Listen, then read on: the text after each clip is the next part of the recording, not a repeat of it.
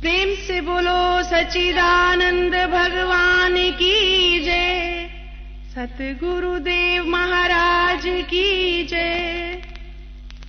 श्रोत्रिय ब्रह्मनिष्ठ अनंत श्री विभूषित स्वामी अलखानंदक्रिय जी महाराज श्री के 8 कैसेट में मानव जन्म का लक्ष्य, निष्काम कर्म, मोह भंग, आनंद कोश, अभाव की निवृत्ति, पूर्णता, सत्य असत्य का विवेक, सनातन धर्म, केवल्य ज्ञान में आदि से अंत तक के वचनों को सुनने मात्र से समस्त संशयों का निश्चित निवारण हो जाएगा। कैसेट प्राप्ति के लिए आनंदातीर्थ धाम, हिल बाईपास रोड, खड़खड़ी, हरिद्वार, उत्तर प्रदेश, भारत। आनंदातीर्थ धाम, गली नंबर 12, विश्वास नगर, शाहदरा, दिल्ली। फोन नंबर 24516672 पर संपर्क करें।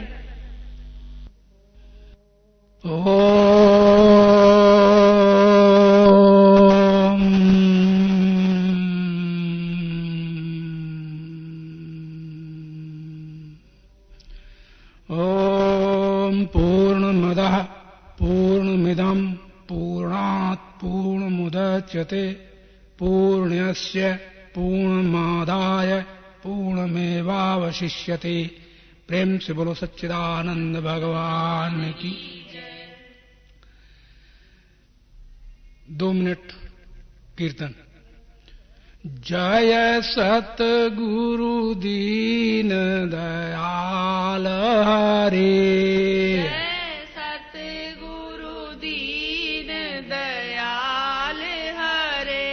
जिन्हने भव सागर पार करे,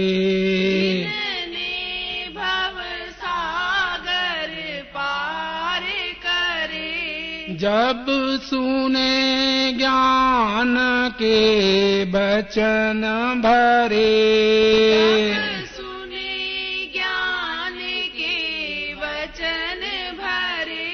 दुख देने वाले कष्ट टले,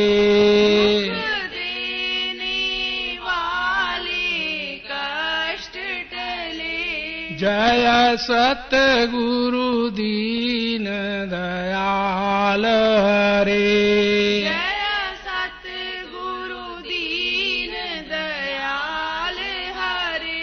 प्रेम से बोलो सच्चिदानंद भगवान की जय। अर्चनीय, वंदनीय, प्रातः स्मरणीय परमपिता परमात्मा की शरण में हम समक्ष बैठे हुए और मानव जीवन पर चर्चा कर रहे हैं। इस चर्चा में हमारी जो चर्चा अब की है वह है कर्म से लेकर और निष्काम कर्म तक। तो ये कर्म है, तो कर्म की चर्चा इस संसार में समस्त श्रुति, वेद, शास्त्र, सब संतों ने बड़ी महत्ता से कही है। तो ये मैं समझा देना चाहता हूं कि कर्म से अलग 1 सेकंड भी कोई भी प्राणी नहीं रह सकता। क्यों कि सोचना, समझना, सुनना और न सुनना, सोना, जगना, उठना, बैठना इत्यादि सब कर्म है। तो कर्म से कोई 1 सेकंड के लिए भी अछूता नहीं रह सकता। इसलिए कर्म की हमें चर्चा करने की आवश्यकता पड़ी। अब ये हम समझा रहे हैं कि कर्म 3 प्रकार से संसार में प्राणी करता है, और वो जो तीनों प्रकार के जो कर्म हैं उन कर्मों में 3 तरह के फल लगते हैं, और तीनों तरह के फलों से हम कहां तक पहुंच पाते हैं ये हम दिखाते हैं।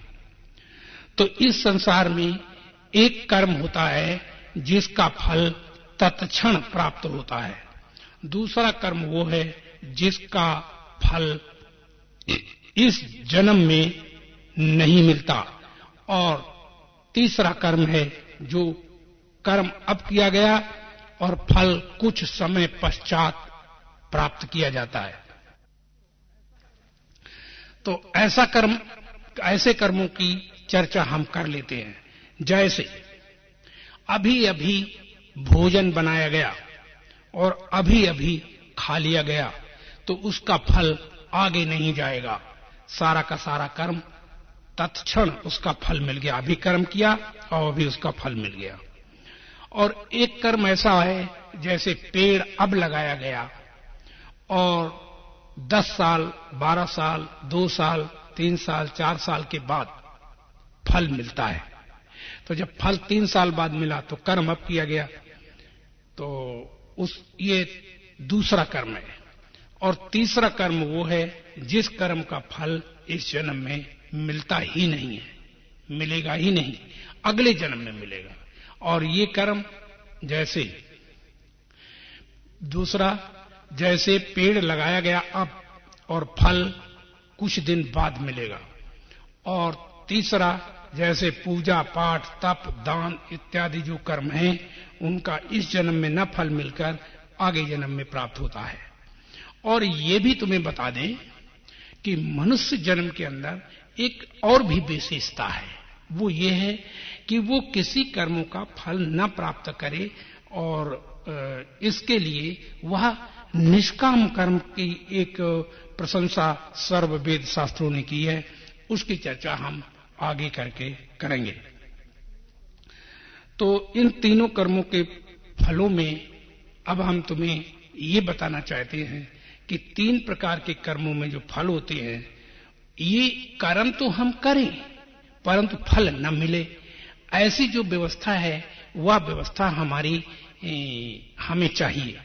जैसे जल में रहते हुए कमल निर्लेप जल से रहता है, वैसे ही हम कर्म करते हुए भी लेकिन कर्म के फल से हम निर्लेप रहें, ये हमारी सबकी हार्दिक मांग है। और ये शाश्वत मांग है, माने ये ऐसा नहीं कि कोई बनावटी मांग है, नहीं, ये सबकी मांग है कि कर्म हम करें और फल हमें प्राप्त हो। शुभ वाला तो पर अशुभ वाला ना हो। तो जब शुभ वाला लोगे तो अशुभ वाला अवश्य मिल जाएगा, अपने आप मिल जाएगा।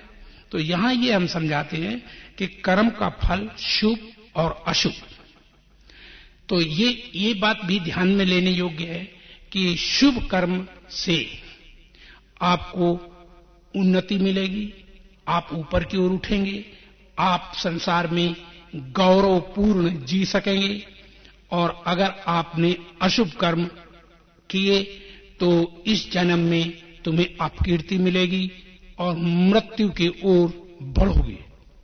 इसलिए शुभ कर्म करना ही वेद शास्त्रों का मत है कि शुभ कर्म ही किए जाएं, अशुभ कर्म ना किए जाएं, ऐसा वेद ने विधान किया है। और शुभ कर्म जो है उनमें, उनके फलों में ये बात भी याद करने योग्य है कि कर्म का जो फल है वो वास्तव में कर्म में नहीं होता, चाहे अच्छे कोई कर्म करे अथवा बुरे कर्म करे। इन दोनों कर्मों में फल नहीं लगता। जब भी फल लगता है तो कर्ता में लगता है, कर्म में नहीं। कर्म के तुम कभी कर्ता नहीं बने। कर्म तो आप करते हैं लेकिन आप कर्ता नहीं हैं। जैसे एक बालक को हमने राम का पाठ अदा करने को दिया, तो जब राम का पाठ अदा करने को हमने दिया तो राम बनकर के जब राम पाठ खेल रहा है तो उसकी सीता पत्नी रावण आकर के चुरा ले जाता है। और जब चुरा ले जाता है तो ये बात ध्यान करने योग्य है कि भगवान राम बनकर के वो रोता है कि मैं राम हूं और मेरी पत्नी चोरी चली गई। तो जब इधर उधर सिर पटकता है, यहां तक बौखला जाता है कि वो पेड़ पौधों और पक्षियों से भी पूछने लगता है कि तुमने हमारी कहीं प्रिया जिसके मृगा जैसे नेत्र हैं ऐसी स्त्री को देखा है। इतना बौखला जाता है। तो इस बौखलाएपन में जब वो बौखला गया है या वो लड़का राम बनकर के बौखला रहा है, रो रहा है, तड़फ रहा है, उसी समय कोई उसके कान में जाकर पूछे और ये कहे कि क्या तुम्हारी पत्नी सीता है? क्या उसे कोई चुरा ले गया है? क्या गायब हो गई है? तो वह तुरंत कहेगा कि मेरी पत्नी सीता नहीं है, मैं तो केवल ड्रामा खेल रहा हूं, मैं दशरथ का पुत्र नहीं हूं, ड्रामा में राम बना हूं, मैं ड्रामा खेल रहा हूं। तो जब राम बन के कोई ड्रामा खेलता है तब उसका जो कर्म है उससे वो अछूता बना रहता है। ड्रामा खेल रहा है ना, तो ड्रामा खेलते हुए हर व्यक्ति का जो हृदय है उस ड्रामा से अछूता रहता है। जैसे ड्रामा में अनेक बार एक दूसरे की शादी हो जाती है, तो जब शादी हो जाती है तो वो ड्रामा की शादी ड्रामा में ही रहती है। ऐसा कभी नहीं हुआ कि ड्रामा की शादी में पत्नी मिल जाए, तो ऐसा नहीं होगा, वो तो केवल ड्रामा में थी। तो यहां इस संसार में हमने ड्रामा खेलना है और ड्रामा की तरह जीना है। तो ये कर्म को ठीक ढंग से करना है। देखना है कि अगर तुमने शुभ कर्म किए, अच्छे अच्छे कर्म किए, माने जो तुम्हें करने में सुविधा मालूम होती है, जो तुम्हें करने में गौरव बढ़ता है, तुम्हारी कीर्ति बढ़ती है, तो वह कर्म करने का जो फल है वो स्वर्ग प्राप्ति तक है। माने वो तुम्हें स्वर्ग प्राप्ति करा देगा, स्वर्ग तक चले जाओगे। स्वर्ग के जाने के लिए जैसे कोई भी कर्म तुम करना चाहें, स्वर्ग पहुंचना चाहें, तो हर व्यक्ति का ये सोच होना चाहिए। क्या? हर व्यक्ति का ये सोच होना चाहिए कि कर्म तो जो हम कर रहे हैं उसमें शुभ कर्म जैसे जो तुम्हें अच्छा लगता हो और वह कर्म ही और वह वस्तु ही तुम स्वयं कम भोगो और जगत को ज्यादा बांटो, ज्यादा खिलाओ, ज्यादा दो, तो इसका फल होगा स्वर्ग प्राप्ति। और ये स्वर्ग जब प्राप्ति हो जाएगी तो जितना पुण्य तुमने इस जन्म में किया है और उस पुण्य को तुम लेकर के स्वर्ग जाओगे, तो स्वर्ग में जाकर के कर्म के फल की जो पुण्य है वो स्वर्ग में सारा का सारा भोगा जाता है, वहां कर्म का फल बनता नहीं है। ये मृत्यु लोक है। इस मृत्यु लोक में कहा गया है, इस मृत्यु लोक में कर्म किए जाते हैं और उन कर्म का फल बढ़ता या बनता है, इकट्ठा होता है।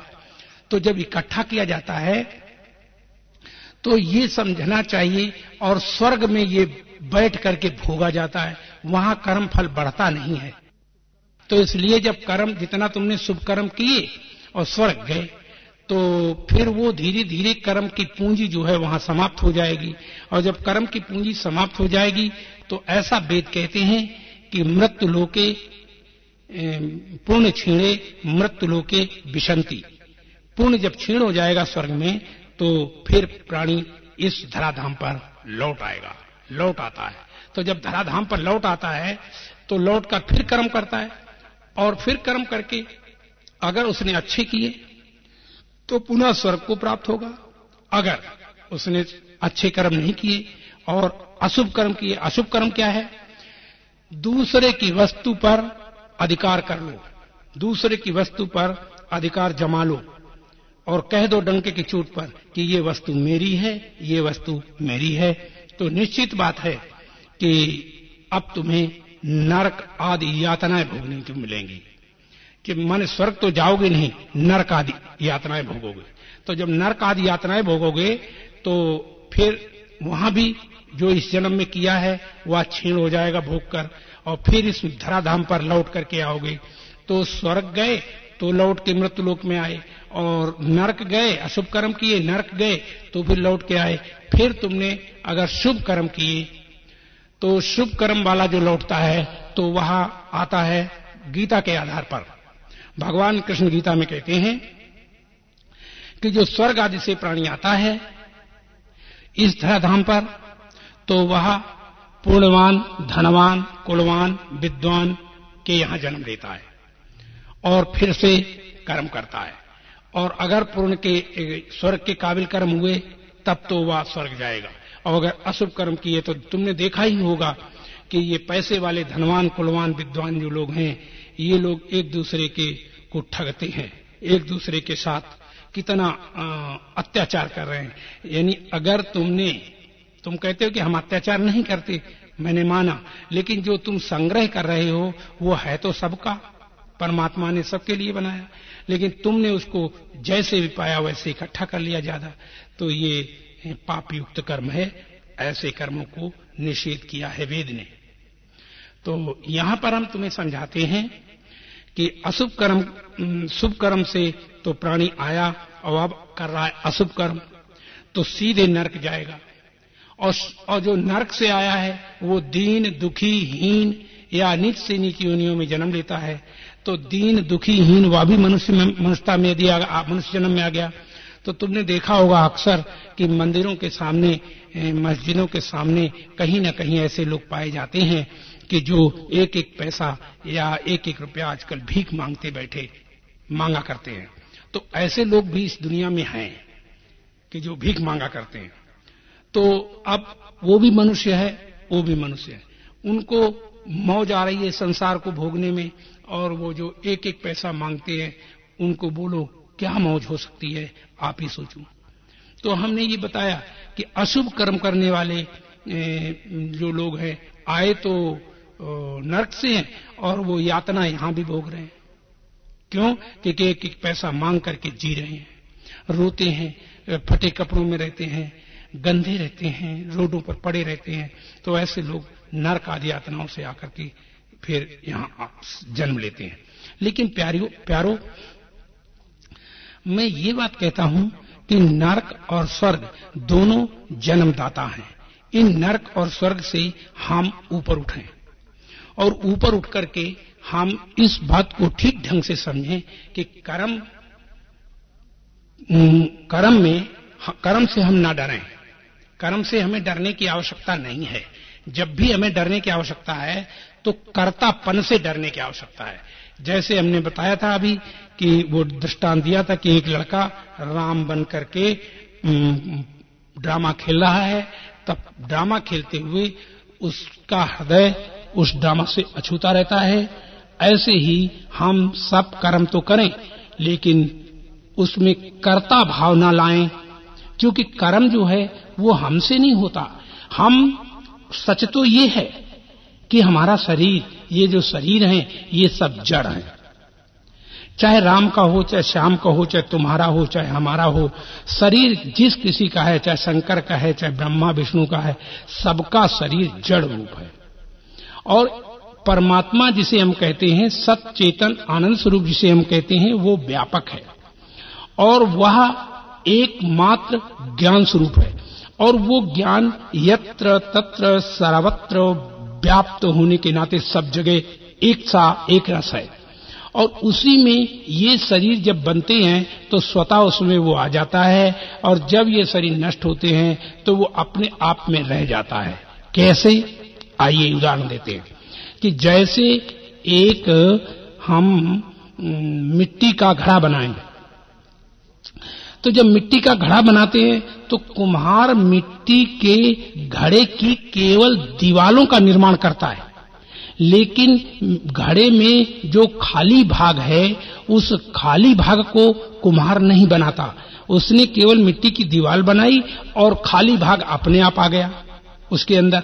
ठीक इसी तरह मनुष्य का शरीर मिट्टी के घड़े के समान है, और जब ये निर्मित होता है तो इसमें व्यापक जो परमात्मा चैतन्य और ज्ञान स्वरूप है वो अपने आप आ जाता है, और अपने आप आ जाता है। जब ये शरीर नष्ट होता है तो वो अपने आप में आप रह जाता है। जन्म मरण उसका नहीं होता, लेकिन जिनका जन्म मरण होता है उनकी कहानी सुनो। केवल वो इतने वासना में लिप्त हो जाते हैं, वो समझते हैं कि जो हमने किया है इस कर्म का फल हम भोगने के लिए कहीं ना कहीं किसी को प्राप्त करने के लिए हम लगे रहते हैं कि किसी न किसी तरह हमें कहीं ना कहीं फल मिले। तो जब इस वासना, किसी की वासना, जैसे एक कमरे में आप बैठे हैं तो शयन कक्ष वाला जो कमरा है उसकी जब तुम्हें शयन करने की इच्छा होती है तो उस कमरे में आप जाकर के लेट जाते हैं, विश्राम लेते हैं। इसी तरह जैसे कि एक कमरे से दूसरे कमरे में वासना के कारण प्राणी चला गया, वैसे ही इस शरीर रूपी जड़ वस्तु को, एक शरीर को त्याग कर दूसरी की वासना जब करता है तो उस वासना को वो प्राप्त हो जाता है, माने उसी वस्तु को प्राप्त हो जाता है। और जब उसी वस्तु को प्राप्त हो जाता है तो उस वासना के कारण, और याद रखना चाहिए कि कोई जन्मदाता नहीं है दुनिया में। जाकी रही भावना जैसी प्रभु मूर्ति तिन देखी तैसी। जिसकी जैसी भावना होती है वैसा ही वह खोल अपने आप पहर लेता है, खोल स्वयं ही बन जाता है। तो जिसकी जैसी भावना होती है, अगर कोई हीन और नीच स्थिति से आया है तो उसकी ऊपर उठ नहीं पाती वृत्ति और निचले स्तर पर ही रहती है। जैसे कि मैं तुम्हें समझा सकता हूं, सुनिए। एक व्यक्ति है इस दुनिया में, वह अपने आप में दीनहीन दुखी रह करके और जीवन यापन करता है, और उसकी भावना से कहा जाए, उससे खुद कहा जाए कि तू ऐसी भावना बना कि मैं धनवान कुलवान विद्वान हूं, विद्वान बनूंगा, तो ऐसी भावना वो नहीं कहता है। वो कहता है मैं तो गरीब हूं, मैं पढ़ नहीं पाऊंगा, मैं ऐसा कुछ कर नहीं पाऊंगा। तो क्या करता है, आज भी गरीब आदमी जो हैं वो गरीबत को ही प्राप्त होते रहते हैं। क्यों? वो गरीबत से उठ ही नहीं पाते। उनका कारण क्या है? क्या भगवान ने किसी को गरीब अमीर बनाया है? नहीं। जिसकी जितनी प्रबल भावना होती है वही उतना वो ऊपर उठ जाता है। जैसे हम तुम्हें समझा रहे हैं कि जब प्रबल भावना में तुम बहोगे, तो इसी बात को वेद ने इस प्रकार कहा, अथ खालु क्रतुमया पुरुषः, यह पुरुष अपनी इच्छाओं के निश्चयों का पुतला है। तो जब अपनी इच्छाओं के निश्चयों का पुतला है तो जब जैसे इच्छा करोगे, जैसे निश्चय करोगे वही हो जाओगे। तो क्यों ना हम परमात्मा की प्राप्ति की या परमात्मा होने की इच्छा करें, या परमात्मा के सानिध्य प्राप्त करने की इच्छा करें, या परमात्मा स्वरूप बनने की इच्छा करें। लेकिन ऐसा हम नहीं करते। हम तो कहते हैं हम गरीब हैं, हम दीन हैं, हम शूद्र हैं, हमें भगवान नहीं मिलेगा, ब्राह्मण को मिलता होगा, क्षत्रिय को मिलता होगा, हमें नहीं मिलेगा। तो ये हमारी महाभूल है। इसी वेद वचन ने ये बताया कि अथ खालु क्रतुमया पुरुषा, यह पुरुष अपनी इच्छाओं के निश्चयों का पुतला है। इसका मतलब ये हुआ कि इच्छा तो किसी की कभी पूर्ण नहीं होती, तथापि जिस इच्छा का ये निश्चय कर लेता है वह निश्चय हो जाता है। तो अगर कोई व्यक्ति इस दुनिया में दुखी दीन है तो वह दुखी दीन भगवान ने नहीं उसे किया है, आपने ही अपनी इच्छा की है और उस इच्छा के द्वारा वह दुखी दीन हो रहा है। आपने तो तभी तो नीच व्यक्ति को अगर ऊपर उठाया जाए, जैसे हमारे यहाँ प्रत्यक्ष में देखा गया कि करीब हमें 50 साल से ज्यादा हो चुके हैं और हम इन गरीबों को ऊपर उठाना चाहते हैं, लेकिन ये गरीब लोग नहीं उठ पाते। क्यों? इसका क्या कारण? क्योंकि इनकी इतनी दबी भावना, नीचे स्तर की भावना है, वो ऊपर उठना नहीं चाहते। कहा ऐसा कौन है जो नहीं उठना चाहता? तो हमने कहा एक दिन कि चलो हम दिखाते हैं। तो एक व्यक्ति को मैंने लिया और कलम और कागज उसके हाथ में थमा दिया और कहा चलो हम आज इस तुम्हारी नगरी में अमीर लोगों को बनाएंगे और तुम लिखते जाना, जो मैं कहूं या करूं उसको लिखते जाना। तो वह व्यक्ति साथ में हो लिया। तो जो व्यक्ति मिले मैं कहूं भाई आज मैं बहुत प्रसन्न हूं, जो चाहो मुझसे मांग लो और हम निश्चय तुम्हें दे देंगे। भगवान की कसम खाकर कहता हूं कि मैं तुम्हें देकर जाऊंगा, लेकिन वही वस्तु मांगना जो तुम्हें आवश्यकता है, और वह वस्तु मत मांगना कि जो तुम्हें आवश्यकता नहीं है।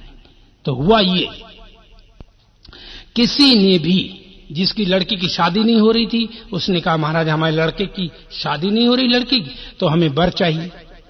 किसी ने कहा महाराज हमारे यहाँ गल्ला नहीं है, खाने को नहीं है, तो हमें एक बोरी गेहूं दे दो। किसी ने कहा महाराज हमारे यहाँ सब्जियां नहीं, सब्जियां दे दो। किसी ने कहा वस्त्र नहीं हमें अच्छे मिलते हैं, वस्त्र अच्छे दे दो। किसी ने, हम जब कह रहे हैं कि जो तुम मांगोगे वो देंगे, लेकिन वो क्या मांगता है? ज्यादा ज्यादा मांगता है, नाम दे दो, मंत्र दे दो, ध्यान बता दो, समाधि बता दो, पूजा पाठ बता दो, योग आदि सिखा दो। ये सब चीजें सीखना चाहता है और ये नहीं कहता कि मुझे सीधे परमात्मा से मिला दो। ये ताकत ही नहीं है, ना कोई कह सकता है। और ये मनुष्य जन्म जो है सीधे परमात्मा को मिलने के लिए सदा के लिए आतुर रहा है। और ये मनुष्य जन्म इसीलिए बनाया गया है कि वह परमात्मा तक पहुंचने की जो साधन और सीढ़ी है वो मनुष्य शरीर है और इससे निश्चय परमात्मा की प्राप्ति होती है। तो क्यों ना हम सीधे परमात्मा की याद करें कि हम परमात्मा ही हैं।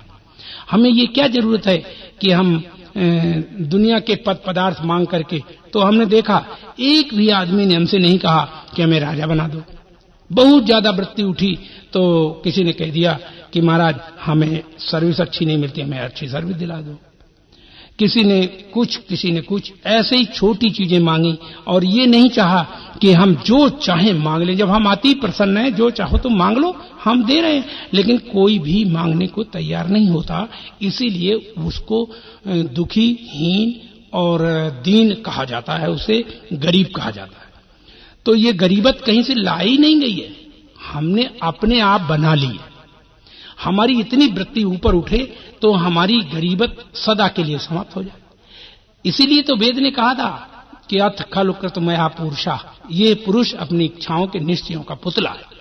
तो निश्चय जैसा जिसका निश्चय होता है वैसा ही वो फल पाता है। जो कोई कहता है कि हमने स्वर्ग निश्चय प्राप्त करना है तो वो निश्चय प्राप्त कर लेता है। कोई कहता है स्वर्ग पाने में मुझे संदेह, मैंने अच्छे कर्म नहीं किए इसलिए नहीं पाएंगे, तो बस फिर वो नहीं पाता है। तो खुला द्वार है परमात्मा का और इस परमात्मा के खुले द्वार में जो जैसा करता है वैसा ही फल भोगता है। ये बात मैंने तुम्हें समझा दी कि शुभ कर्म का फल स्वर्ग प्राप्ति और अशुभ कर्म का फल नरक आदि यातनाएं हैं। तो जब नरक आदि यातनाएं हैं तो ये बात समझना चाहिए कि शुभ कर्म ही क्यों न करें। शुभ कर्म करने से क्या होगा कि तुम्हारा इस दुनिया में सम्मान होगा। जहां जाओगे वहां तुम्हारी कीर्ति बढ़ेगी, जहां जाओगे वहां तुम्हारी जय जयकार होगी। और अशुभ कर्म करोगे तो तुम्हारी तरफ सब लोग पीट करके चले जाएंगे और कभी तुम्हारा सम्मान नहीं करेंगे। दीनहीन को कभी कोई गले में माला नहीं डालता। लेकिन जो शुभ कर्म करते हैं, पूजा पाठ करते हैं, मंत्र जंत्र जपते हैं या जो भी शुभ कर्म है, तब जब ध्यान समाधि करते हैं, ये शुभ कर्म हैं। इनसे कभी परमात्मा की प्राप्ति नहीं होती, लेकिन शुभ कर्म होने के नाते इन्हें करते रहना चाहिए। इनको त्यागना नहीं है, शुभ कर्म को त्यागना नहीं है, अशुभ कर्म को त्यागते रहना चाहिए, कहीं की नरक आदि यातनाएं न भोगना पड़ जाएं। इसलिए शुभ कर्म करना ही श्रेयस्कर मार्ग है। ऐसा जीने के लिए, जो मनुष्य जीवन में जीने के लिए जो है वो शुभ कर्म ही है। और अशुभ कर्म भूल करके इसलिए नहीं करना चाहिए कि अगर कहीं तुमने अशुभ कर्म कर लिए तो उनका फल तुम्हें नरक आदि यातनाएं, दीन दुखी होकर जीना और अपकीर्ति में जीना पड़ता है। इस अपकीर्ति से बचने के लिए शुभ कर्म करना ही उचित है। ऐसा वेद का मत है, शास्त्रों का मत है, संतों का मत है। तो यहां तक हमने तुम्हें कर्म कांड की फिलॉसफी का वर्णन किया, कर्म कांड समझाया। अब निष्काम कर्म के विषय में जो भगवान ने, कृष्ण ने गीता में 1.5 अध्याय पहला छोड़ करके इसके बाद निष्काम कर्म की प्रशंसा सारे अध्यायों में की है। तो जो सारे अध्यायों में की है तो वो निष्काम क्या है? तो निष्काम कर्म करो और फल न बने। ऐसी कौन सी युक्ति है जो कर्म करें और फल न बने? तो जो युक्ति है उस युक्ति का नाम हमारे शास्त्रों में निष्काम कर्म कहलाता है। और जैसे नानक साहब अपनी वाणी में कहते हैं, कर्म करे रहे निकामी ताको होत परापत स्वामी। इसका मतलब है कि परापत स्वामी उसको परमात्मा प्राप्त होता है जो निष्काम कर्म करता है। अब निष्काम कर्म के विषय में नाना मत संसार में हैं। उन मतों में आप एक एक करके सुने। हाँ, उन मतों में जो हमने एक एक करके कहा है, इस विषय में भगवान कृष्ण ने गीता में जो मत प्रकट किए हैं उनको मैं पहले समझाता हूं। भगवान कृष्ण कहते हैं कि इस संसार में धराधाम पर कर्म करो, और एक कर्म तो ऐसे करो, कर्म करो और फल न चाहो। तो कर्म करें और फल न चाहें, ये एक सिद्धांत है गीता का। तो ये सिद्धांत बनता ही नहीं है कि कर्म करे और कोई फल न चाहे। क्यों, कैसे नहीं बनता? तो इसलिए नहीं बनता कि कोई भी छोटा से छोटा कर्म किया जाए तो उस कर्म का फल हम पहले चाहते हैं, बाद में कर्म करते हैं। ऐसा कभी होता ही नहीं, कोई कर ही नहीं सकता कि कर्म करें और उसका फल न चाहें। ये हो ही नहीं सकता। कर्म का फल तो हम पहले चाहते हैं, फिर हम कर्म करते हैं। तो जब कर्म हम तब करते हैं जब हम कर्म का फल चाहते हैं। तो ये सिद्धांत निष्काम कर्म में लागू नहीं होता। हाँ, दूसरा सिद्धांत भगवान कृष्ण बता रहे हैं कि हे अर्जुन, कर्म करो और मन को न लगाओ तो कर्म फल बनेगा ही नहीं। तो यहां पर ऐसा भी नहीं हो सकता कि कर्म हम करें और मन को न लगाएं। तो मन को जब नहीं लगाएंगे तो जिस कर्म को हम करते होंगे उसको हम गलत कर पाएंगे, उससे हम लाभ नहीं उठा पाएंगे। कैसे? जैसे रोटी तावा पर रखी हुई है और हम रोटी को पलटना चाहते हैं, और पलटने के लिए हमने हाथ ले गए लेकिन मन नहीं लगाया वहां, तो हमारा हाथ ही जल जाएगा, हम रोटी पलट नहीं पाएंगे। तो सबसे पहले क्रिया में मन होना आवश्यक है। और उधर भगवान कृष्ण कहते हैं कि हे अर्जुन, तुम कर्म करो और मन न लगाओ, यानी कर्म में मन न लगाओ। तो ऐसा बनता ही नहीं, हो ही नहीं सकता। अगर करोगे तो वो उल्टा हो जाएगा, तुम्हारा हाथ ही जल जाएगा, तुम परेशान हो जाओगे। तो कर्म करें और मन न लगाएं, तो ये भी सिद्धांत गीता का फेल हो जाता है। अब फिर आगे कहते हैं कि हे अर्जुन, तीसरा सिद्धांत भी सुनो। बोले बोलो महाराज।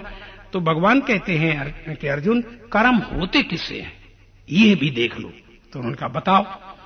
तो भगवान कृष्ण कहते हैं, अर्जुन, शरीर से परे इंद्रियां हैं और इंद्रियों से परे मन है और मन से परे बुद्धि है और बुद्धि से अत्यंत परे आत्मा है। तो हे अर्जुन, तुम बताओ कि तुम आत्मा हो या कि शरीर हो?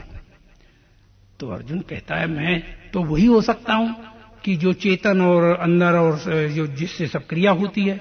तो कहा, और वो उससे अलग रहता है, तो मैं तो वही हूं, तो वो आत्मा हूं।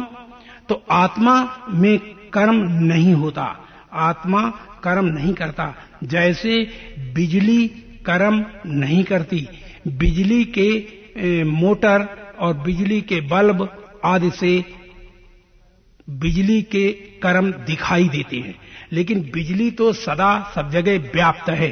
तो बिजली कर्म नहीं करती। यंत्र लगाने पर यंत्र में जो क्रिया होती है वो बिजली करवाते हुए भी बिजली अपनी जगह स्थिर है, बिजली नहीं करा रही, लेकिन फिर भी बिजली के द्वारा ही होते हैं, यंत्र के द्वारा नहीं। तो बिजली कोई क्रिया नहीं करती, आटा पीसती है और दुनिया भर की मशीनें चलाती है, पानी निकालती है बिजली, लेकिन पानी वो नहीं निकालती, वो तो केवल अपने आप में आप ही रहती है। परंतु वो जो अपने आप में रह करके और दूसरे को स्वचालित बना देती है। कैसे? जैसे चुंबक पत्थर, जैसे चुंबक पत्थर अपना अलग रहकर और लोहे को खींच लेता है, लोहे को नचा देता है। जैसे थाली में सुई रखो और नीचे चुंबक को घुमाइए तो साथ साथ वो सुई नाचती है थाली में। तो यहां ये याद रखना चाहिए कि अलग रहकर चुंबक ने और लोहे को नचा दिया, ऐसे ही आत्मा जो है वो सब में अलग रहकर और इन शरीरों को नचाती है। तो भगवान कृष्ण ने कहा कि अर्जुन, शरीर से परे इंद्रियां, इंद्रियों से परे मन, मन से परे बुद्धि और बुद्धि से अत्यंत परे आत्मा है। तो अत्यंत परे आत्मा है, यह बात भी जानना चाहिए कि बुद्धि से अत्यंत परे आत्मा क्यों है? क्योंकि आत्मा हर रूप में हर जगह विद्यमान है। तो फिर अत्यंत परे क्यों? क्योंकि वो परमात्मा जो आत्मा है वो एक रस है, उसे कोई लेना देना कर्म कांड से नहीं, कुछ करो कुछ न करो, कुछ बनो कुछ न बनो, तो उसका इस बात से कोई लेना देना नहीं। वह तो अपनी जगह भरा हुआ है ठसाठस, माने ठोस घन। और जो ऐसा भरा हुआ है तो वो कुछ करता नहीं, बल्कि अपने सानिध्य से सबको क्रियान्वित करके नचासा देता है। तो हम ये बात कहना चाहते हैं कि तुम आत्मा हो, आत्मा क्रिया नहीं करती लेकिन फिर भी सभी शरीरों को नचा देती है। और जब नचा देती है तो उसके पास ये मतलब नहीं है कि उसके नाचने से जो कार्य बिगड़ गया है, पैरों में जमीन पर जो चीजें बिगड़ गई हैं तो उनको आत्मा ने किया, आत्मा ने नहीं। आत्मा एक रस व्याप्त है, लेकिन यंत्र के द्वारा। तो ये जो मनुष्य का शरीर है, हम बता चुके हैं पहले कि सभी के शरीर यंत्र के समान है। इसीलिए भगवान कृष्ण ने कहा था यंत्रारूढ़ानि माया। माया जो है यंत्र, ये यंत्रों की तरह है और वो यंत्रों को में रहकर यंत्रों को नचा देती है। और जब यंत्रों को नचा देती तो यंत्रों से अलग रहती है। तो माया जो है, माया को परमात्मा व्याप्त होने के नाते माया को जीवंत करता है और जीवन करके उस माया को नचाता है। और ये कठपुतली जो शरीर हैं ये नाचते हैं। और जब नाचते हैं तो ये नाचने का जो फल है वो इस शरीर को नहीं मिलना चाहिए, क्योंकि ये जड़ है, ये नहीं करता। तो इसको ये जानना चाहिए कि ये कोई मेरे अंदर रह करके कोई कर रहा है, हम नहीं कर रहे हैं। तो ऐसा जानने वाला निष्कामी कहलाता है। तो क्या वो ऐसा कोई कर्म कर सकता है कि जो ये जाने कि कर्म हमसे हो रहे हैं लेकिन हम कर्म नहीं कर रहे हैं, हमारा शरीर जड़ है? ऐसा कोई नहीं जानता, बल्कि यही जानता है कि शुभ कर्म करता है। तो जब शुभ कर्म करता है तो ये कहता है, जैसे शुभ कर्म में मंदिर बनवाया किसी ने तो एक पत्थर लगवा देता है कि ये मंदिर भगवान के लिए मैंने बनवाया है। ऐसे ही शुभ कर्म करता है जब कोई, तब छाती ठोक करके सबके मध्य में कहता है कि मैंने अमुक शुभ कर्म किया। जैसे किसी की लड़की की शादी कर दी तो मैंने जीवन में इतनी शादी दूसरों की कर दी। तो ऐसे छाती ठोक के कहता है, तो उसमें कर्ता बनता है, और कर्ता बनता है तो उसको भोगने के लिए जन्म लेना पड़ता है। तो ये जो अहम आता है, अहम में फल बनता है और कर्म में फल नहीं बनता, तो कर्ता में फल बनता है। तो इस कर्तापन को मिटाने के लिए हमने जो निष्काम कर्म की ये सिद्धांत बताए, ये सिद्धांत निष्काम कर्म पर लागू नहीं होते। फिर और कौन सा कर्म है जिस कर्म के द्वारा हम निष्काम कर्म को कर सकते हैं? तो निष्काम कर्म को करने के लिए हमारा एक सिद्धांत है जो वेदोक्त सिद्धांत में ही आता है। इसी सिद्धांत को बताते हुए रामायण में तुलसीदास जी ने कहा कि सुर नर मुनि सब की यह रीति, स्वार्थ लागी करें सब प्रीति। इसका अर्थ होता है, ऐसा दुनिया में कोई जन्मा ही नहीं कि जो दूसरों के लिए कोई कर्म करता हो। यहां सुर नर मुनि सबकी, माने देवी देवता अवतार भगवान सबकी ये रीति है कि समस्त कर्म प्राणी अपने लिए करता है, दूसरों के लिए नहीं। परंतु यही उसका अभिमान है कि जो वह अपने से अलग दूसरों के लिए कर्म करता हुआ पुरुषार्थ मानता है, परोपकार मानता है, अपनी बड़ाई मानता है। तो जब तक कोई प्राणी समस्त कर्मों का फल अपनी आत्मा के लिए नहीं करता, तब उसका फल निष्काम नहीं होता। जैसे एक अमेरिका के राष्ट्रपति पद पर चुनने के लिए एक प्रत्याशी मार्ग में जा रहे थे गाड़ी से, अपनी कार से। तो एक सुअर अधेड़ उम्र का उस गाड़ी के सामने आ गया। तो ड्राइवर ने गाड़ी को पूरी तरह बचाने की चेष्टा की और पूरी तरह बचा दिया, लेकिन फिर भी इतने सटे गाड़ी उस सुअर से निकली कि सुअर इतना ज्यादा अपने शरीर से भयभीत हुआ और रपट गया। रपट कर एक आगे नाली थी और उस नाली में उसका पैर ऊपर चारों हो गए और धड़ जो है नाली इतनी सकरी थी कि उसमें जाके वो फंस गया। और जब फंस गया तो यह बात उस प्रत्याशी ने अपने ड्राइवर की देखी कि कार में लगा भी नहीं और उसको इस तरह, तो वो सुअर चीख पड़ा और उस प्रत्याशी ने गाड़ी रुकवाई कि रोक गाड़ी, और गाड़ी तुरंत रोक दी गई। और उसने प्रत्याशी ने आओ ना देखा ताओ, तुरंत उतरा और उस सुअर के चारों पैर पकड़ करके उस नाली से ऊपर खींच दिया। तो खींच दिया, खींचने पर वह सुअर तो नाली से निकलकर भाग गया। अब हुआ ये कि उस प्रत्याशी के कपड़े जो थे उस पर सब गंधा पानी या गंधापन आ गया। जब गंध शरीर पर आ गई, कपड़े गंदे हो गए, तो उसने सोचा कि हम तो जा रहे हैं राष्ट्रपति पद के लिए चुनने के लिए और हमारे कपड़े गंदे हो गए, तो हमको क्या करना। तो देखा कि टाइम नहीं है मेरे पास, टाइम पूरा ज्यादा हो गया है, हो जाएगा, तो अब अगर घर जाएं बदलने के लिए कपड़े तो बहुत टाइम हो जाएगा। तो उसने क्या किया कि आगे कहा ड्राइवर से कि ड्राइवर उस जगह गाड़ी रोको जहां कोई नल दिखाई दे पानी का। तो उस जगह ड्राइवर ने गाड़ी रोकी और वो प्रत्याशी अपने आप नल से पानी लेकर कपड़ों को धीरे धीरे ऊपर डाल करके उस गंदगी को धुला, और धुलने के बाद वो गीले गीले कपड़े हो गए और वो जैसे कैसे थोड़ा थोड़ा हटाया और हटा करके फौरन गाड़ी पर बैठा और बोले चलो चलते हैं। तो जब वह उस जगह पर पहुंचा जहां उसे चुना जाना था, तो सभी लोग कह रहे थे कि अभी तो ये राष्ट्रपति बने ही नहीं और अभी 20 मिनट लेट हैं, तो इनको राष्ट्रपति बनाने की आवश्यकता ही नहीं है, क्योंकि राष्ट्रपति बन जाएंगे तब तो घर में ही लेटे रहेंगे, तो इन्हें देश की परवाह नहीं होगी, तो इनको राष्ट्रपति नहीं बनाना है। तो ये सोच रहे थे, तब तक राष्ट्रपति का जो पीए होता है या मंत्री होता है, कौन होता है, जो आगे बढ़ा सबसे पहले गाड़ी खड़ी होते ही और माइक पर गया और उसने अपने साहब की ओर से माफी जनता से मांगी और ये कह के मांगी कि बंधुओं, हमारे जो साहब को यहां पहुंचने में देरी हो गई है, उसके लिए हम क्षमा प्रार्थी हैं। बोले कि हमारे साहब की गाड़ी से सुअर का एक बच्चा टकराया भी नहीं और इतने सटे गाड़ी निकली उसके कि वो मारे भय से रपट गया और एक नाली में जाके उल्टा फंस गया, पैर ऊपर हो गए, धड़ नीचे हो गया।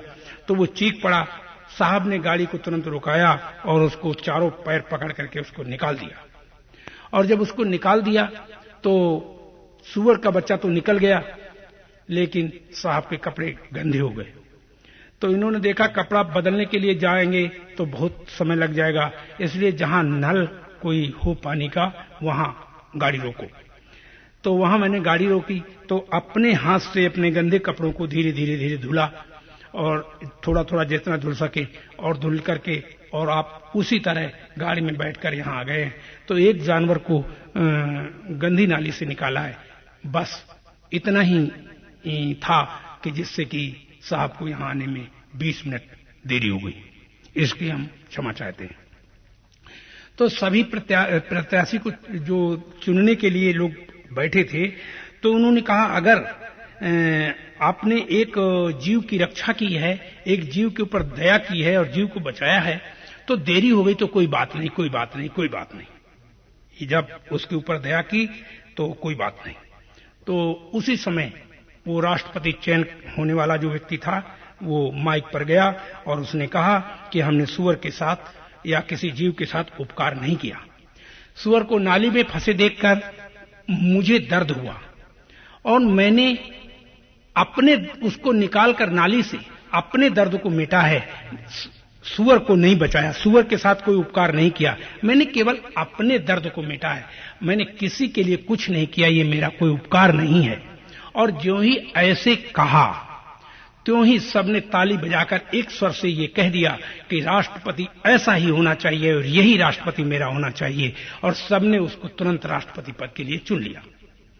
तो यहां हम तुम्हें समझाते हैं कि कोई भी कर्म प्राणी करता है तो जिसके लिए कुछ करता है तो ये कहता है कि मैंने इसके लिए ये किया, इसके लिए ये किया, इसके लिए ये किया, तो वो अब गलत सोचता है, उसकी सोच गलत है, वो समझ नहीं पा रहा कि मैं कर नहीं सकता, लेकिन फिर भी कहे जा रहा है।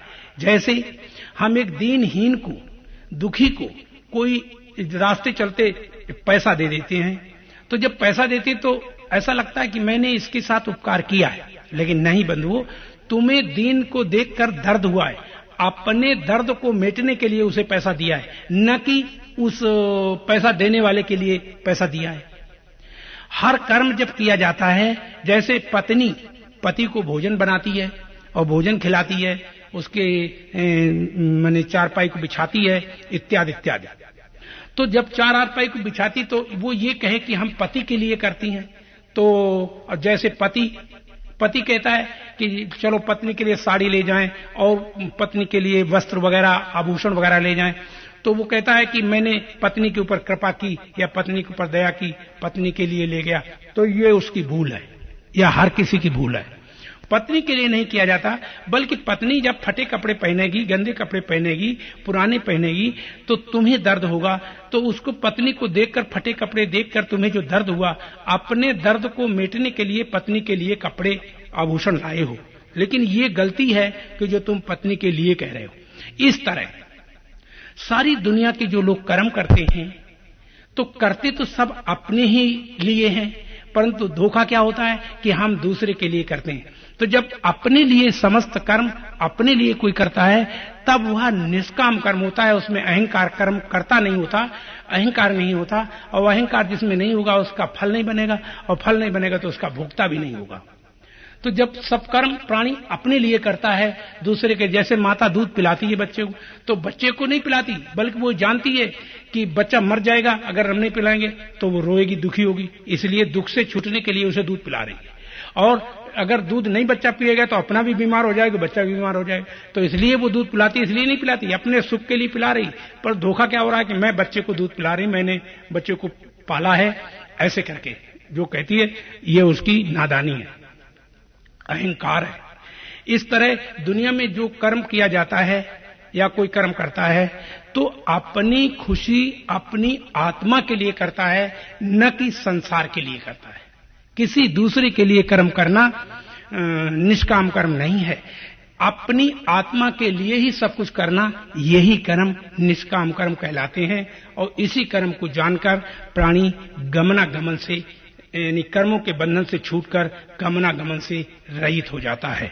तो जब रहित हो जाता है तो इसी बात को जानने के लिए भगवान कृष्ण ने गीता में कहा कि हे अर्जुन, जो आत्मा से आत्मा में संतुष्ट हो जाते हैं, आत्मा से आत्मा के लिए कर्म करते हैं, वो इस धराधाम से छूटकर और मुझ सच्चिदानंद को प्राप्त कर लेते हैं। प्रेम से बोलो सच्चिदानंद भगवान की।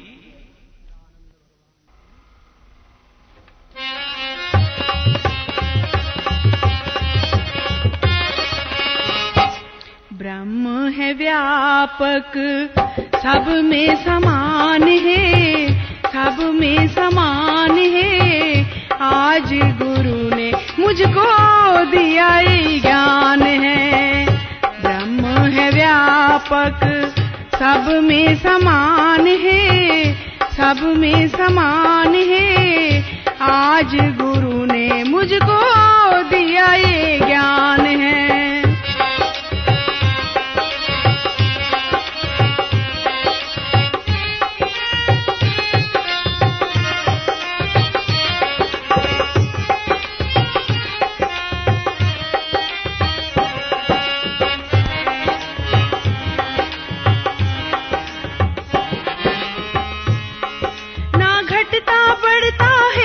सदा संभाल वो रहता है, कण कण में वो रहता है, वही हर काल में रहता है।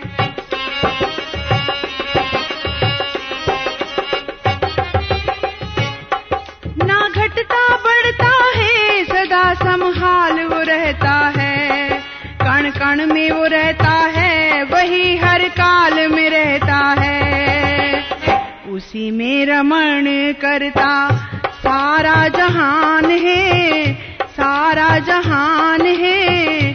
आज गुरु ने मुझको दिया ये ज्ञान है, ब्रह्म है व्यापक सब में समान है, सब में समान है। आज गुरु ने मुझको दिया ये ज्ञान है।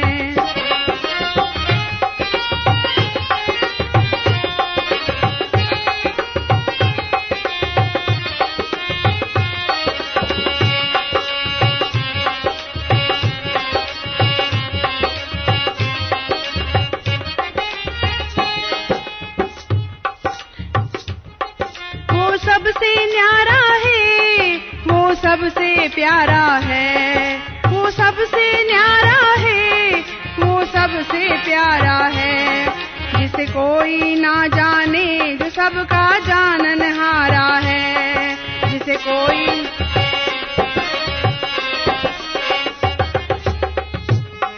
वो सबसे न्यारा है, वो सबसे प्यारा है।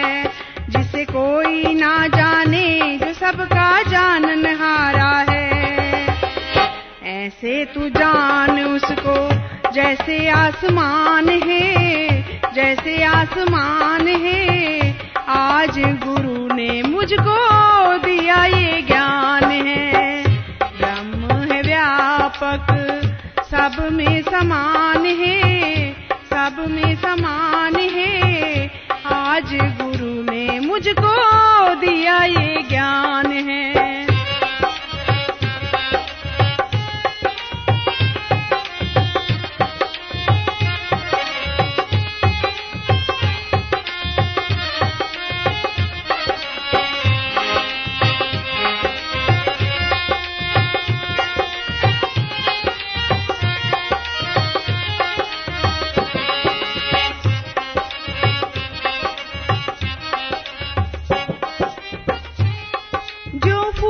खुशबू है, जो बर्फ में पानी है, ऐसा ही रहता वो, न उसकी कोई निशानी है।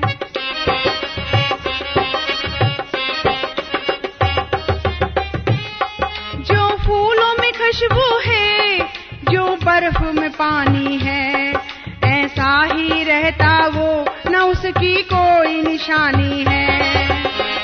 मन बुद्धि वाणी की ना वहाँ तक उड़ान है, वहाँ तक उड़ान है। आज गुरु ने मुझको दिया ये ज्ञान है, ब्रह्म है व्यापक सब में समान है, सब में समान है। आज गुरु ने मुझको दिया ये ज्ञान है, ब्रह्म है व्यापक सब में समान है, सब में समान है। आज गुरु ने मुझको दिया